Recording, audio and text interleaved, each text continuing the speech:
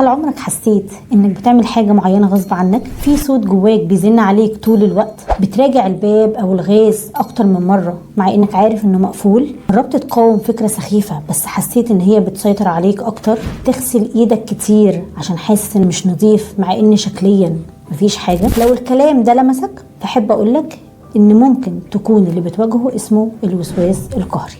بس استنى، مش زي ما بنسمع في الافلام او بنقعد نهزر ان انا موسوس عشان بنظف كتير. لا، الموضوع اعمق وابسط في نفس الوقت. الوسواس ليه اشكال كتير وانواع كتير، مش دايما بيجي في نظافه او في تكرار او شك.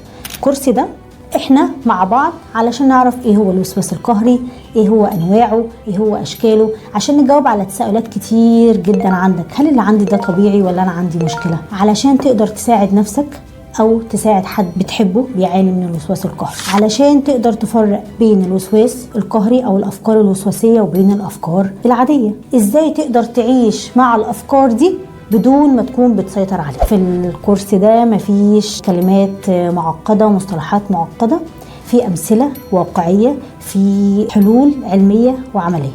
خد نفس ويلا نبدا الرحله سوا.